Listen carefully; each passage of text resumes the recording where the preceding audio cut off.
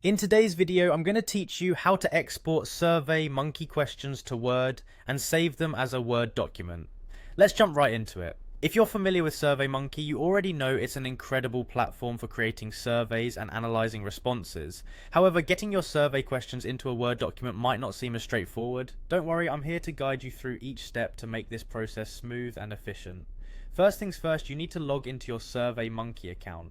If you haven't done this already, go ahead and open up your web browser, navigate to the Surveymonkey website, and log in with your credentials. Once you're in, locate the specific survey that contains the questions you'd like to export.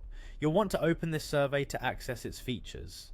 Now that you're looking at your survey, the next step is to head over to the Analyze Results section. This is typically where you go to review responses, but don't worry, you can export your survey questions from here too. Click on the section to open up your data analysis options.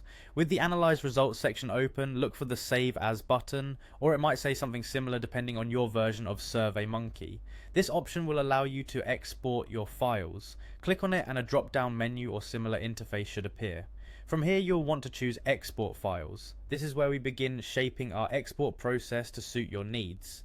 Next comes selecting the type of data you want to export. Surveymonkey offers you several options. You might see choices like all summary data, all responses data, or all individual responses. It's important to choose the one that best fits your needs for this Word document, but generally for just the questions, all summary data should suffice. For the format of your exported file, you will need to select PDF. This is crucial because it allows you to easily copy the text into a Word document later.